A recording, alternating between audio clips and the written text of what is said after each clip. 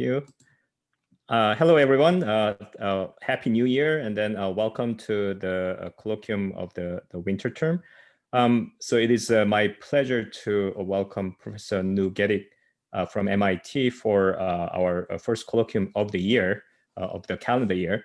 And Professor Gedik hails from Turkey, and then he did his PhD at University of California at Berkeley, and then did his postdoc at Caltech. And then since 2008, he's been at MIT, where he's been doing quite incredibly a broad range of interesting so topological materials and quantum materials research.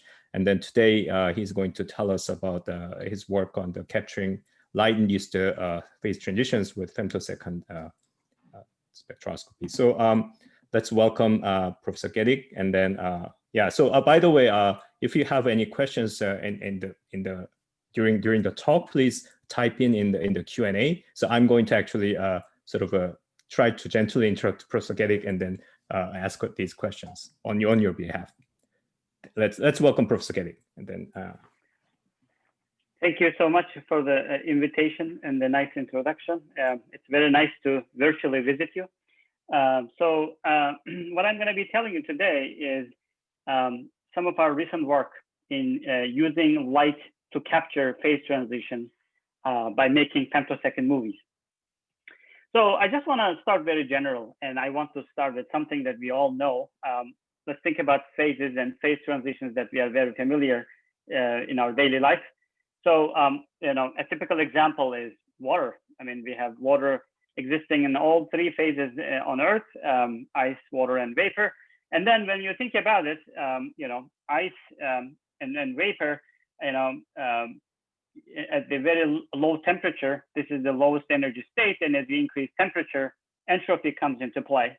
And then in all these things, it's always the tendency to lower the energy and then tendency to have the maximum entropy. These things play out, and we have phases and phase transitions. So maybe a bit more visual or quantitative way to think about it is to think about some kind of free energy landscape. So why do phase transitions happen?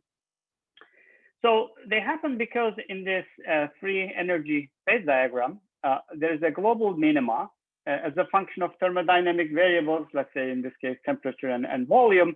As you increase temperature, what used to be the global minima changes. This time, at this temperature, this becomes the global minima, right? And the system moves from here to there. And in this very simple example, what you can see is that the two phases have different volumes. They have different densities, so they will have actually different physical properties. So, things are actually more complicated than what I was just showing you in the very simple example.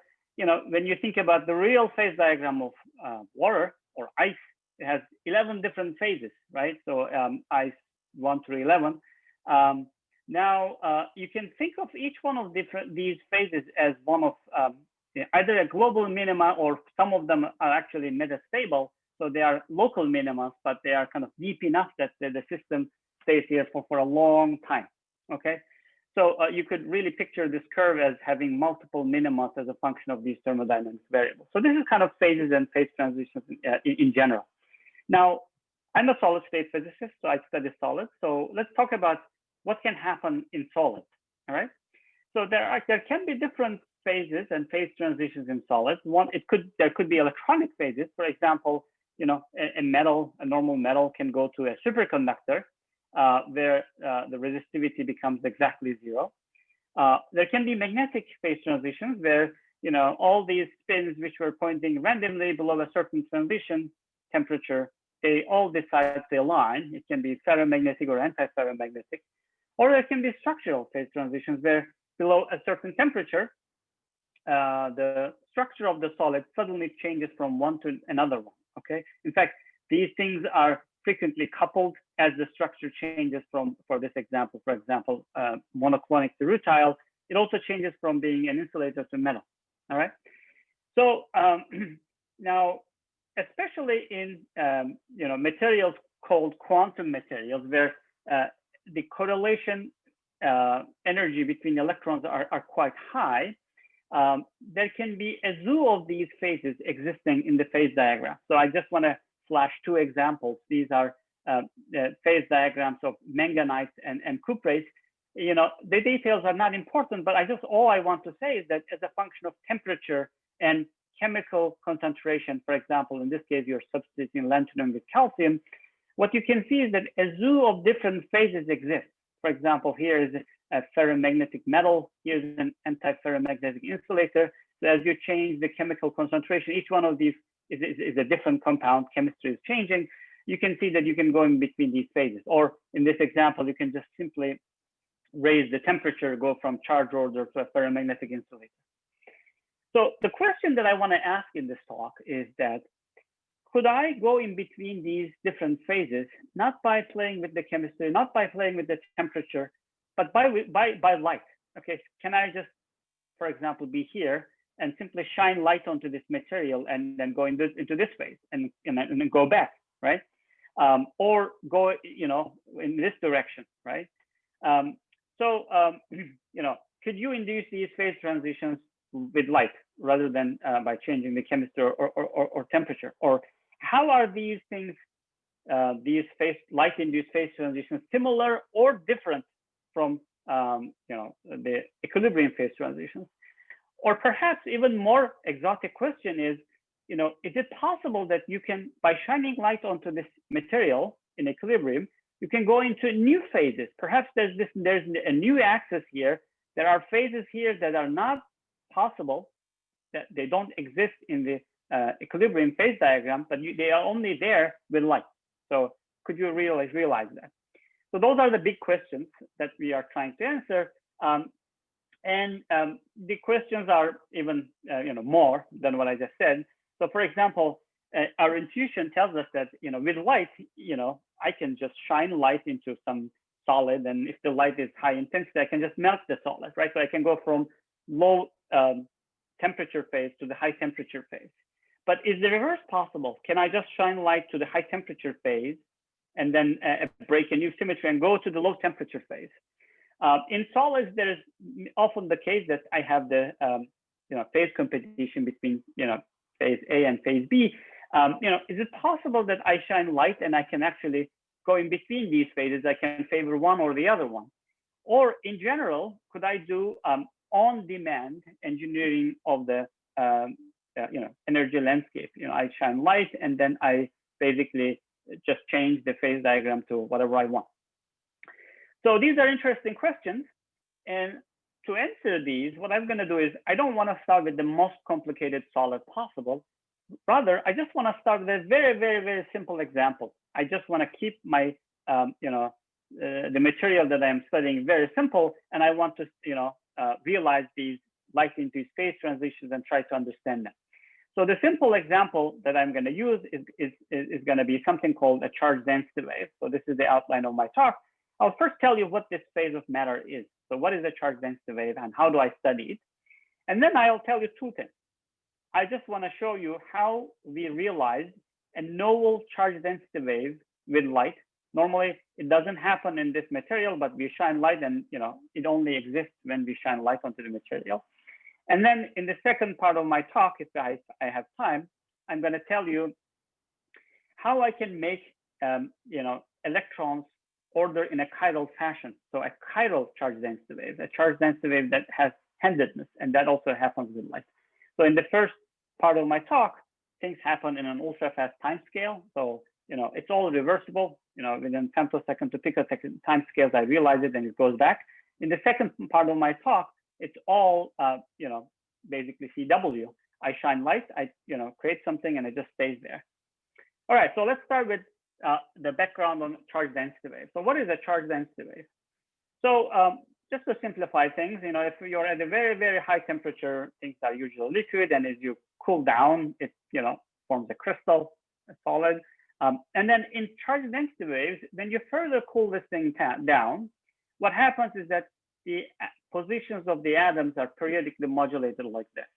Now, obviously, everything is neutral. So as the ions periodically modulate and some parts get closer, some parts farther away, I mean, normally you would expect that these are positively charged, so there's more positive charge in there. everything is locally neutral, so the electrons also follow this. The electron density is also modulated. So there are two kinds of waves here. One is modulation of the electron density. The other one is modulation of the lattice position. Okay, they're both sinusoidal modulated like this. So I can kind of go back to my free energy diagram. You know, at high temperature, there's a global minima, and that happens when the order parameter is 0. You can picture it as the modulation amplitude as the order parameter, for example. And when you cool down, the minima now happens at a finite value of this modulation. So this system goes through this phase transition. So how would I probe this thing? Well, one easy way is to do diffraction, right? So if I do X-ray diffraction or electron diffraction, diffraction is like taking the Fourier transform of the lattice. So you can see that here I would just get one peak. Everything is equally spaced. But now over here, I have this extra modulation on top. So I will get an extra peak in the diffraction, a satellite peak. It will be weaker, but you know, the amplitude of this guy tells me how big this modulation is. It turns out that there's another way to equally probe this, and that is if I have an ability to look at electronic dispersion above the phase transition, I'll just see a simple, perhaps parabolic band. This is the Fermi level below which everything is occupied. In a charge density wave, when you go through this phase transition, a gap opens up in the electronic dispersion. So you can see that all the filled states are now here. If you compare this guy to this guy, you can see that the electrons are actually lowering their energy because there's a gap now here. So if you sum up all the energy here and compare to there, the energy is lower. And that's why energetically this phase forms, because the energy cost of deforming the lattice is counterbalanced by, you know, you could get a net energy decrease by opening this gap. Anyway, so if I have the ability to probe this gap, that's another way to probe. So, but then, you know, first I'll show you with diffraction how we probe this. Okay, so now what I'm going to do is I'm going to use electron diffraction. And just a quick reminder: if you send you know, high energy electrons into a lattice, you know, you can picture electrons as you know, waves, and then each one of these lattice atoms, they behave like sources, and then they constructively interfere along some directions. You can picture this as like Bragg diffraction, and then, you know, normally you just see Bragg peaks corresponding to particular atomic planes. But then in a charge density wave, you will also see satellite peaks that will show you the ordering in the lattice. So now we are going to use electron diffraction. It can be done in reflection or transmission. I'm going to show you most of the transmission. All of the data will be in transmission in this talk. And you will see Bragg peaks. And in these Bragg peaks, there is basically three information. The intensity tells you the degree of order in the crystal. The position tells you the distance between the atomic planes that's giving rise to this Bragg peak. And the width basically tells you the size of the ordered domains. Okay, so going back to the charge density wave, the reason we want to do this is because we want to see this satellite peak. And people have done this. People have used electron diffraction to identify charge density waves. Here are some examples from textbooks. You can see this is niobium quadratelluride. So you can see that these are the Bragg peaks, and in between there are these tiny little peaks, and those are the satellite peaks coming from this extra modulation of the lattice. So the electron diffraction is only mostly sensitive to the ions. We are not really seeing the electron charge density waves, but we are really seeing in this diffraction pattern the modulation of the atom. Now, here's a more recent example. If I take one of these Bragg spots, the satellite Bragg spots, and then if I study the intensity of this Bragg spot as a function of temperature, you can see that above TC, there's really no intensity there. This is 0. But then right at TC, I start to get this ordering modulation, and then it picks up, right? If I sum up this intensity and plot as a function of temperature, you can see this order parameter like rise, okay? So this is looking very textbook-like second order phase transition. So a perfect system, a simple system for me to go and then study light-induced phase transition. Okay, so you know, what we want to do now is take this system at low temperature. The first experiment that I want to do, I want to shine light onto this, a femtosecond laser pulse, and I want to watch, okay, with femtosecond time resolution, how does this phase go away and how does it come back? With the purpose of understanding how is this similar or different from a thermal phase transition?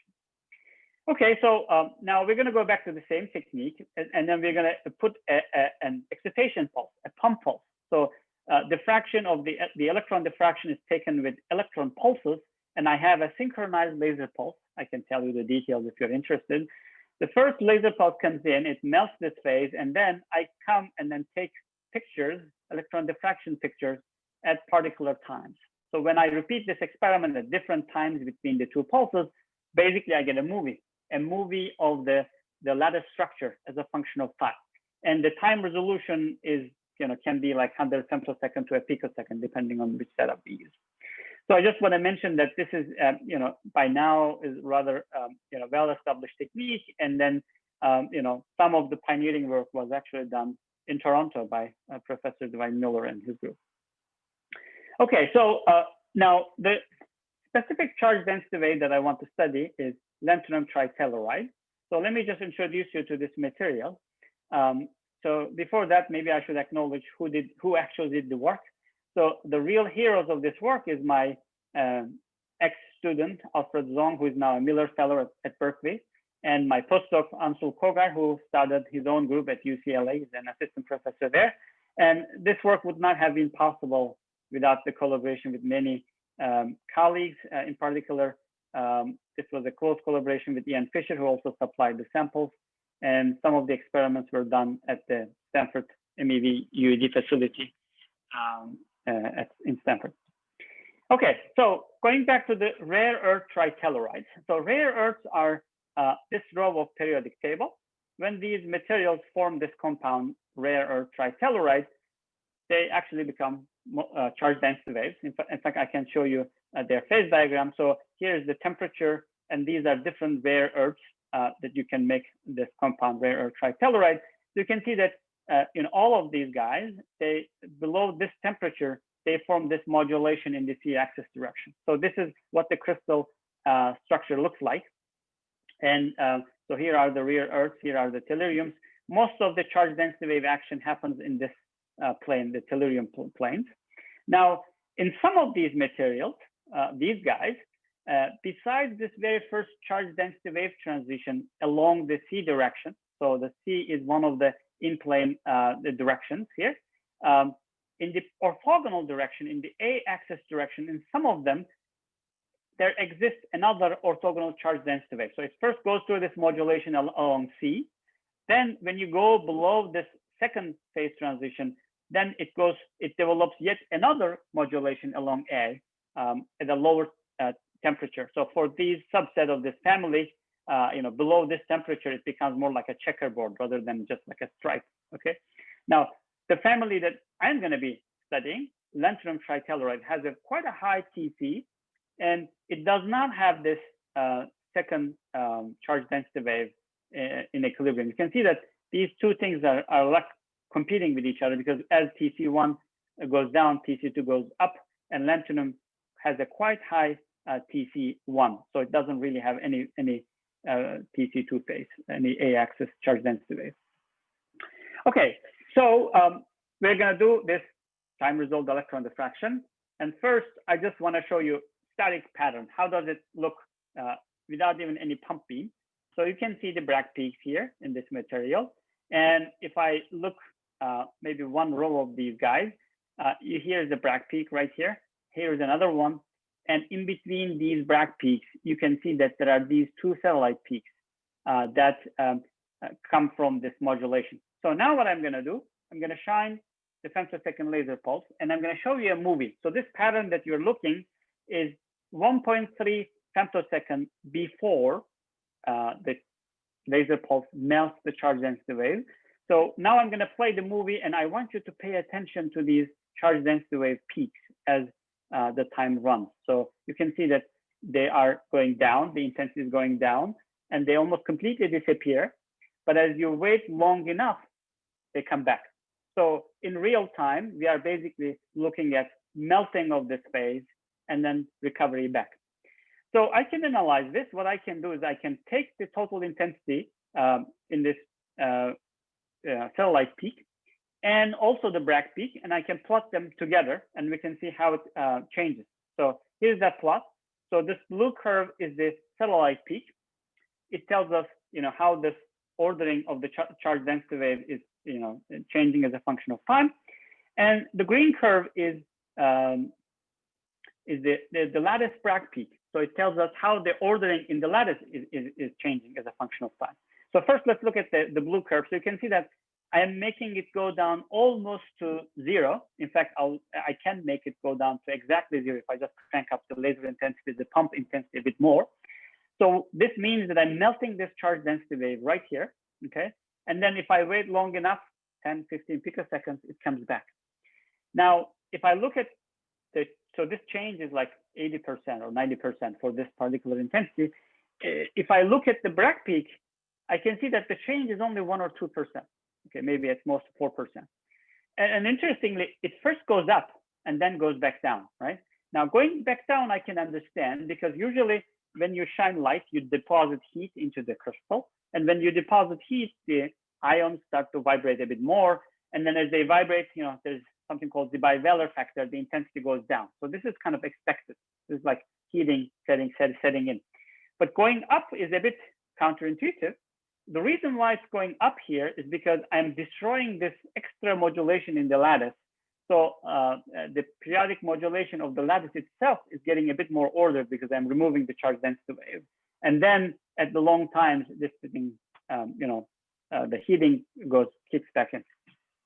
So this is the total intensity, but I have a lot more information than just total intensity. I have the entire satellite peak. So I can actually also show you how the profile of the peak changes.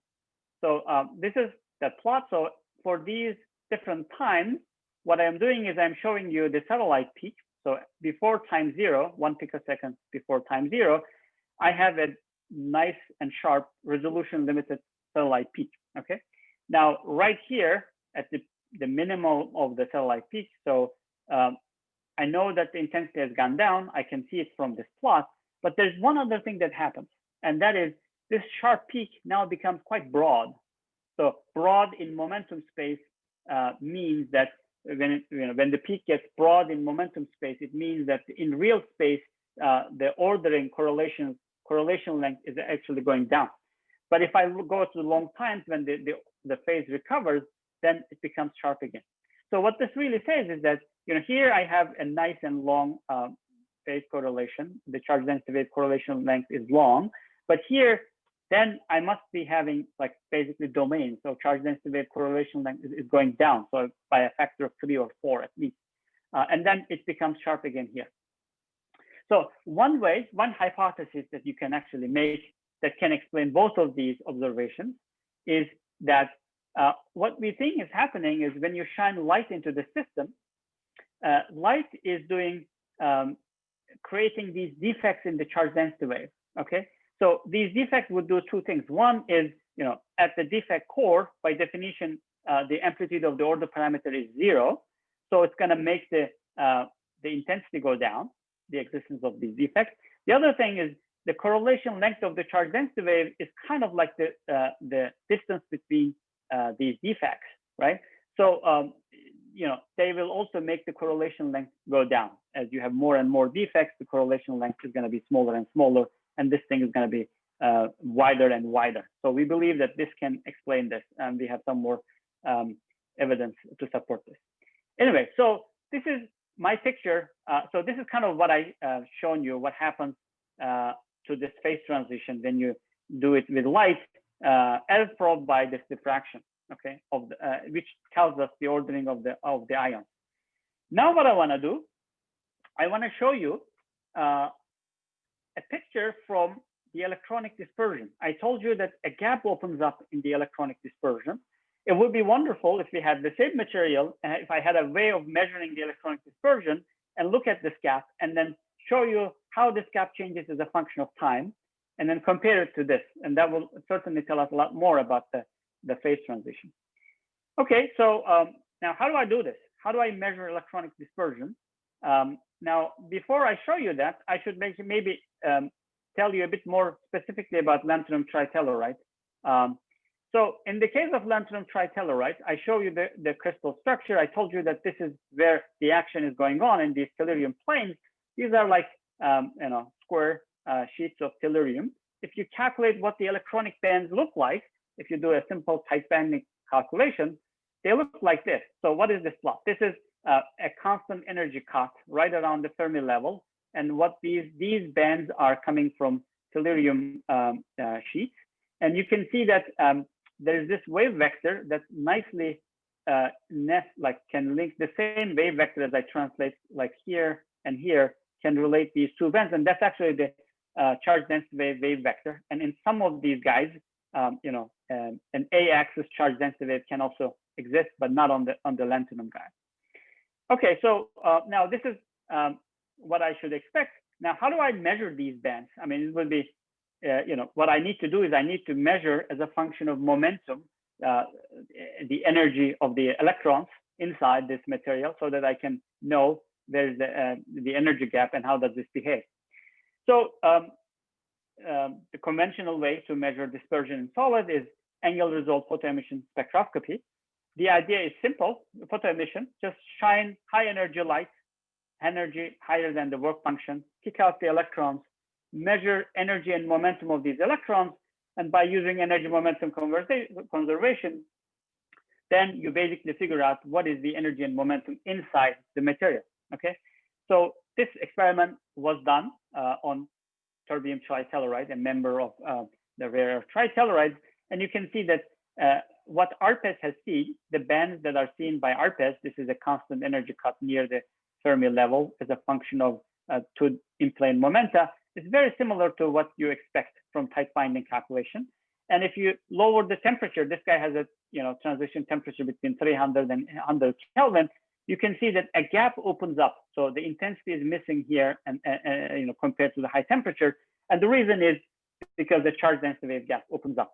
So now what I want to do, I want to take this lanthanum tritelluride and do this experiment in a time-resolved manner. So I want to shine light, and then at low temperature state, when there is a gap, I want to shine light, and I want to go here, close the gap, and then see how this gap reopens back up. So to do this, what we did is we basically built an ARPES, time-resolved ARPES system in our lab. And in the way this system works is that we have, you have to be above the work function, which is for most solids about 5-6 eV. So you need to go higher than that. So in our case, we can generate either 11 eV or 30 eV by generating high harmonics of the laser inside noble gases. Without going too much further into details, for this experiment, we actually used 11 eV light, okay? This light comes in at 11 eV, hits our sample, kicks out the electron. The detector that we use is a time of flight spectrometer. So this is a pulse coming in, kicking out the electrons, and from the time the electrons are flying to the top of where our detector is, from this time we get their energy, and there's a 2D detector here at the top, and from where they hit their X and Y positions, we get the two components of momentum, Kx and Ky. So we can measure energy, Kx and Ky simultaneously. In most conventional ARPES systems, you would actually just get a one-dimensional cut rather than a 2D spectrum. So without further ado, let me show you the data. So this is our spectrometer. This is what the Fermi surface should look like, bands should look like in lanthanum tritelluride, and we can orient the sample so that we can, get this entire region of the Fermi surface. So this is what the data looks like. Now you can see that the intensity pretty nicely matches the expected bands. Now I'm cheating a little bit because I'm showing you the bands 300 femtosecond after a light pulse excited the system. The reason I'm doing this is because this is below TC. So if I show you before time zero, which is this one, there's not too much intensity here because there's a gap. There's a charge density wave gap. Okay. So now what I want to show you, the movie. I want to show you what happens to the electronic band as a function of time. So this one is, for example, 740 femtosecond before a laser pulse hits the material. And now let's watch what happens. So you can see the closing of the gap and reopening back up. So one more time here. So as the light pulse hits the material, the gap closes, I see intensity, and then it reopens back up. So I can actually take a cut here. And this was a constant energy plot, but I have the three-dimensional data. So I can actually plot E versus K, and I can see that as a function of momentum, here there's a gap, okay? There's a Fermi level here, everything below is occupied, there's a band, and there's a gap, which there's no band here. But then after I kick with the light, this gap closes. Now there's a band that actually looks like it's crossing the Fermi level. It's more like a metal here. And then if I wait long enough, it reopens back up. So this is again a movie of the melting of the charge density wave and recovery back to the ground state. So now it becomes very interesting to compare these two movies. The first movie I obtained by diffraction, right? It was from the atomic positions. And the second movie I obtained with ARPES by looking at the gap, right? In fact, let me simplify this. Let me just look at the intensity within this gap. Let me just plot the intensity right here. It's a very good measure of when the gap closes and when reopens back up, okay? And these three different curves are for three different values of the pump power. As I make it stronger and stronger this way, going stronger and stronger, you can see that not much changes, tiny bit of a change, but not much changing. The important thing is that within about a picosecond or so, the gap reopens back up. So everything is kind of done in a picosecond or two. So now let me remind you what the electron diffraction looked like. So now I showed you the satellite spot intensity as a function of time for one intensity. In this plot, different colors are different laser excitation densities. So now I'm showing you the same thing for a number of different pump intensities. So for example, the red one is the highest intensity. A satellite spot goes to 0 almost, and then it takes kind of a long time to recover. And as a function of schematically intensity, this is what happens. Now, what I want to compare is these two curves. Essentially, this is the same material. I'm looking at the melting of the same charge density waves with two different techniques. And I do see that there is actually, it's strikingly quite different. You can see that this one is done in 1 or 2 picoseconds, but if you look at this red curve, it takes 5, 10 picoseconds to recover, right? So in fact, I can make it more quantitative. I can look at the slopes of these curves, okay? And then I can plot it as a function of intensity, laser intensity. So now the slopes, the lifetime of these curves is plotted here, okay? And this is this guy as a function of intensity. You can see that the highest intensity, this red curve, takes about, I don't know, 4, 5 picoseconds to recover. If I compare it to these guys, these three curves are these 3 dots, okay? The highest intensity guy is here. In fact, these green ones is done with optical spectroscopy, which agrees quite well with this guy. You can see that there's a drastic difference between maybe a factor of 3 or 4 difference in the lifetime.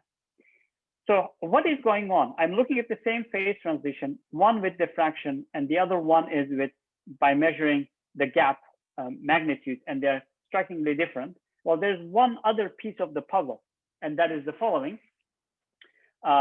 You can see that as I'm doing this, not only the intensity is going down, but also I am actually making the width of the peak quite broad, meaning that I'm actually making the correlation length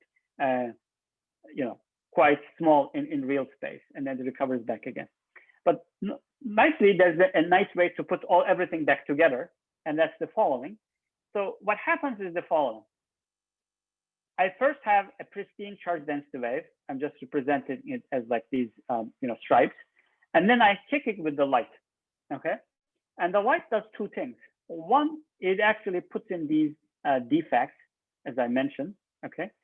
And the other thing, it actually makes the amplitude of this charge density wave smaller. So 2 effects. So one of them is these defects, and the other one is the amplitude, which is kind of shown as the fading of the color. Now, what angle resolved photoemission spectroscopy ARPES measures, it measures this gap, okay? So it's a local probe, and it's a very good probe of how big is the amplitude of these charge modulations. Now, what ARPES tells me that this thing recovers in about a picosecond or so, right? And it's shown here as this color coming back, okay? Whereas what the diffraction measures, it is for the diffraction to recover, not only you need the local amplitude, but you also need long-range phase coherence. Now, what the diffraction tells us is, it tells us that it needs 5-10 picoseconds to recover, okay? So this tells us that there are two time scales. One of them is the time scale of recovery of the amplitude, which is like a picosecond. And the other one is the time scale of recovery of the long-range phase coherence, which is the time scale of these defects, how quickly they heal.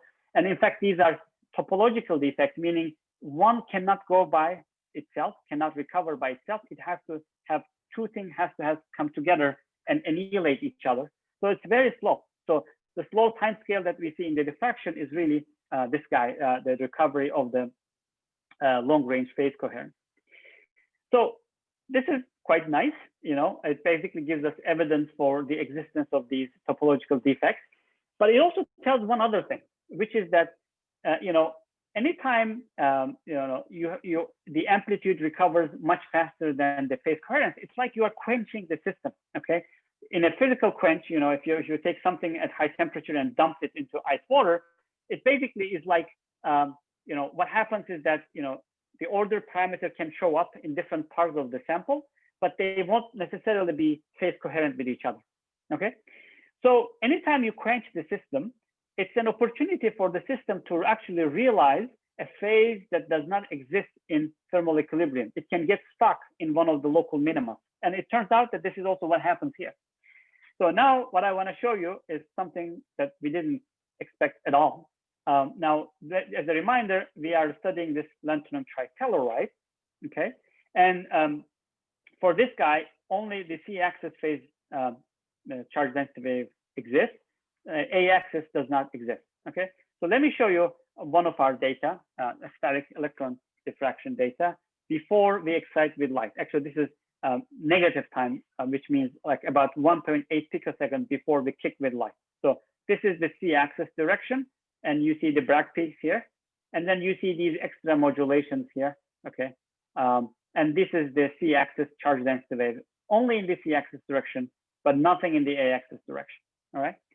So now I want to show you what happens after you kick with the light. So this was before, now I want to show you after. So maybe you can take a look at right around here. Okay, so this is before, this is after. So at 1.8 picosecond after. So you can see the two new peaks that showed up. So before, after, before, after. So what does this mean? It means that right after we kick with the light, you also get the modulation in the A-axis direction. Okay, so in fact, I can show you the full movie here. So this is before, and then now I'm going to be taking a look at right here. Okay, you can see that you know, before I kick with the light, you only see the modulation in the C-axis direction. So now let's run this movie, and then let's watch right here along the A-axis direction. New peaks show up, indicating that this new phase in the A-axis direction that normally does not exist in thermal equilibrium forms after light excitation. So here's again, this is the same area, we just mirror flipped it. You can see before time zero, only two peaks. After time zero, we also now see the orthogonal peaks. So the A-axis phase exists. So now I can quantify this. I can sum up the intensity in this direction, in the C direction here. And then I can see that this intensity goes down. Okay, I decrease the order and it comes back up. And as this happens, I also see that the A-axis intensity peaks up. Okay, now actually this is the killing of the charge density wave in the C-axis, original charge density wave is faster, and the other one shows up in a slower time scale, but their recovery is quite similar, right? Now, as I mentioned, these two orders are competing with each other, and in equilibrium, normally A-axis cannot show up because this one wins. But then with light, we kill this guy. And when this is removed, then the other one can show up. And then it goes away. So now the recovery is quite similar. And we believe that the recovery is basically the healing of these defects that I mentioned that the light is putting in. So therefore, the picture is quite simple. With light, you know, originally only C-axis charge density wave is there. When you kick with the light, you put in these defects. At the defect core, the order parameter for the original order is exactly 0. Okay. And right here, because the two two phases were competing, the other phase is now can form right here when the c-axis phase becomes 0. So then you actually get the other phase forming right here. It's kind of seated in these defects. And then this whole thing recovers back to equilibrium as these defects heal each other. So this is actually a very nice example of a light-induced phase that normally does not exist at room temperature. Sorry, at the equilibrium phase diagram. Okay, so now if I have maybe 5-10 more minutes, I'm gonna show you. Do I have 5 more minutes? Yeah, so I think you have 10 minutes, but Perfect. there's actually one question from about before moving on about is there hysteresis associated with the pulse-induced phase transition? Do the defect remain between pulses? I guess that's a little bit longer. I mean, I guess, yeah. That's a very good question. Between pulses, I mean, everything that I showed you, it's not a single pulse. It's a million pulses averaged together, okay? So we didn't really see any sign of hysteresis in this particular charge density wave. But we did study another charge density wave, tantalum disulfide. And in this one, on that one, actually, we can make defects with a single laser pulse. We can make them and erase them. That was very interesting. But for this one, we don't really see any evidence of hysteresis. I hope I answered the question. All right, so in the remaining maybe 5-10 minutes, what I want to show you, I want to switch gears. Okay, I want to show you something, quite exciting. It was quite recent that we have done this. It's a different charge density wave that I'm going to show you, titanium diselenide, and it won't be pulses or time resolved. It will be CW. So now in this section, I'm going to show you that you can use circularly polarized light to actually realize a chiral phase of electrons, a chiral charge density wave. So, but maybe first I should tell you who did the work, and then I will motivate, and then I'll show you our data. So this was a close collaboration between my group and my colleague, Pablo Herrera. And the two people who are real heroes of this work is my postdoc, Suyan Zhu, who now started his own group at Harvard chemistry department, and Chong Ma, who was working with Pablo. Chong is now a professor in the Boston College here in physics. Okay, and these are the agencies which gave us money. So now, what is a chiral phase and why is it interesting? So a chiral, before I kind of tell you what a chiral electronic phase is, I want to make an analogy from liquid crystals. Okay, so you can have an isotropic liquid crystal where these crystals are randomly oriented. And if you break rotational symmetry, these prefer a direction. All of them are kind of line up in one direction. Okay. Now, there's actually quantum analogs of this. It's called a nematic phase, and there are some materials. Let's say, for example, iron-based superconductors. These materials originally has fourfold rotational symmetry, but you cool them down, and below a certain temperature, electrons suddenly prefer a phase, prefer a direction. They suddenly break the symmetry between A axis and B axis. They prefer B over A, and then it just looks like this breaking of rotational symmetry.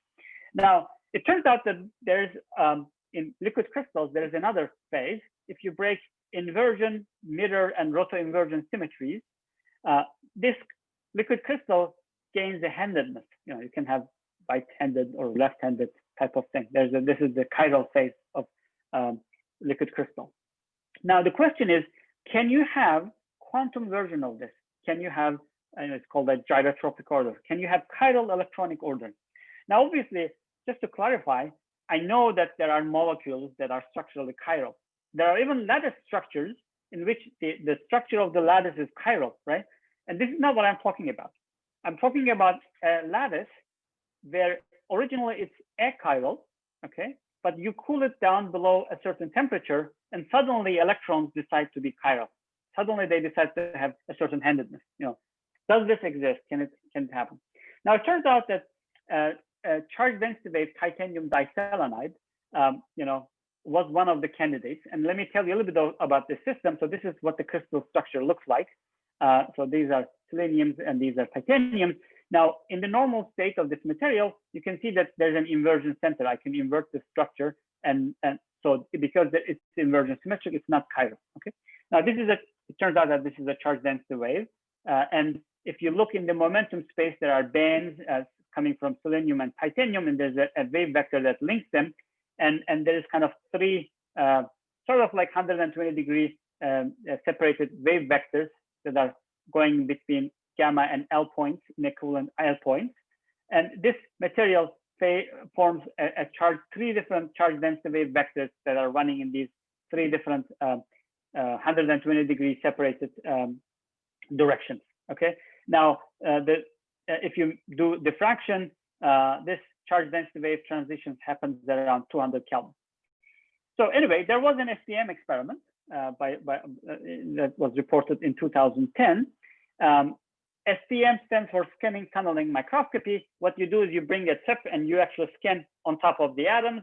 You literally make a map of the atoms. And then what you measure is local density of states. So each one of these points that you see, you kind of nicely see the ordering of the atom. Now, this is in real space, but if you take the Fourier transform, you can kind of do what the diffraction is doing. You can see the Bragg peaks, okay? And along the Bragg peaks, you can also see these extra modulations coming from the charge density wave, right? So as I mentioned, there's three different charge density waves, kind of 120-degree oriented to each other. So what these authors have found very nicely, they actually find that these three wave vectors, Q1, Q2, and Q3, and they found in sample, they found two different domains. In one domain, let's say Q1 is the strongest and Q2 is the medium and Q3 is the weakest.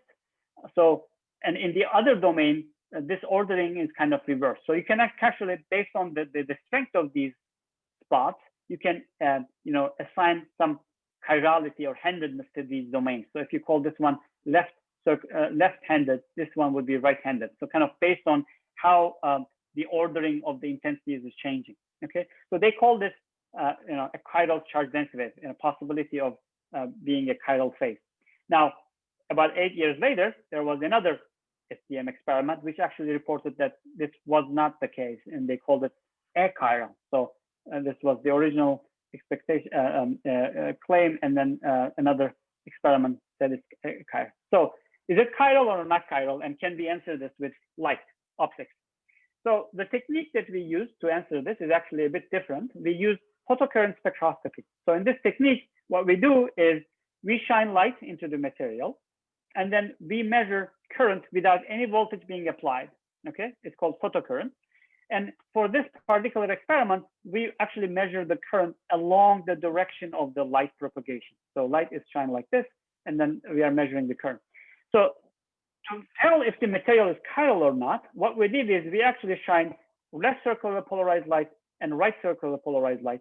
And if there is a difference in the measured current, then the material has to be chiral. Okay, so without going into any equations or anything, I can kind of try to explain this in the following manner. Suppose I have a material that's not chiral, a chiral object. Okay, I'm shining, let's say, left circular polarized light. My object is not chiral. I measure a current. Now let me imagine the mirror symmetric version of this experiment. In the mirror, left circular light becomes right circular polarized. The object is not chiral, so it looks the same. The current doesn't change in the mirror. So you can see from these two experiments that if you actually flip the chirality of your light, your current cannot change. Okay, so the difference between the currents when you shine left and right circular polarized light has to be zero. Okay, now if your object is chiral, if your sample is chiral, just like your hand, for example, okay, this argument breaks down. You can no longer make this argument. So therefore, the difference between these two currents becomes symmetry allowed. So if you see any difference between when you shine left circular polarized light and right circular polarized light, any difference between these two currents, it has to be that the object is chiral. Okay, so this is a simple but a very powerful symmetry argument. So the experiment is quite simple. We actually, my colleague Pablo's group, they made a thin sample so that the light can go through, about 100 nanometer thick. We need to measure the current along the direction of the light propagation. So we put, a top gate as graphene, not gate, top electrode as graphene, and then at the bottom it was on a metal. Okay, so light goes through, and then we measure how much, current we have, photocurrent. Now we need to study this for different light polarization. So we just put a quarter wave plate here. And as we rotate the quarter wave plate, the light polarization changes from left circular to linear to right circular, etc. And we measure the current here. And if we see a difference between left and right, that means that this object is chiral. So first we do the experiment and at 250 Kelvin, this is above the charge density wave phase transition. And we don't really see any difference whatsoever. So it should be like this because we're above TC. Now the big question is, do we see anything when we cool down below TC? Now we did that experiment.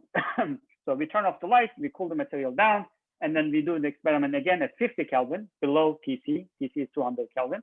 And unfortunately, we don't see anything. So we see that left circular polarized light and right circular polarized light is about the same. Now there's something, a tiny bit of modulation, but it actually has the wrong periodicity and it's not the signal we are looking for. So this was a bit disappointing. Well, maybe this thing is not chiral at all, right? But then we remembered something. We remember that the original experiment that reported this, it had domains. And look at this, this is like 10 nanometer. The size of the domains that goes from left-handed and right-handed is like 10 nanometers. And our light is like 10 micron light. Obviously, we are averaging over these domains, right? If there is left-handed and right-handed domains, our signal is going to average to 0. Now, what we need is we need a way to align these domains so that we only have one, or we mostly have one chirality.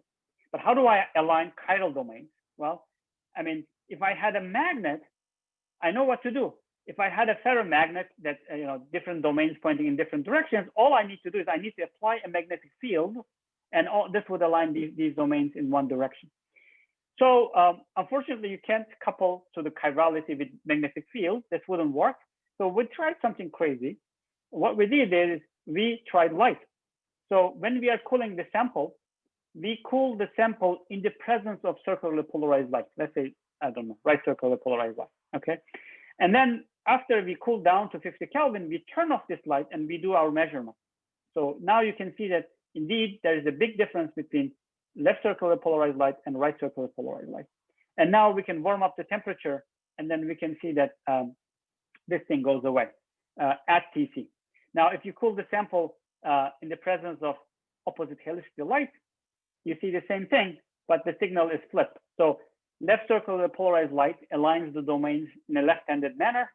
Right circular polarized light aligns the domains in a right-handed manner.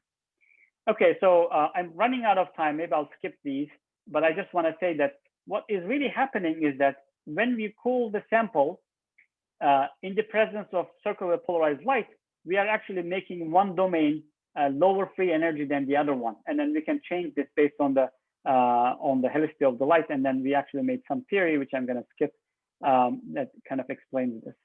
So anyway, so let me just summarize. So what I've shown you two examples. In the first example, I've shown you that we can shine light, a light pulse, and then we can melt a charge density wave phase. And as we melt the original charge density wave, we actually found a new charge density wave that does not exist in thermal equilibrium. So a new light-induced phase. And this was going back. This was totally reversible. In the second example that I showed you, we actually make the existing charge density wave chiral, we align the chiral domains. Maybe that's a more precise way of saying it. And that was actually permanent. As long as the sample sits at low temperature, it looks the same for weeks. Okay. So maybe I'll also skip this, and then I'll just show you a picture of my group. So thank you very much for your attention.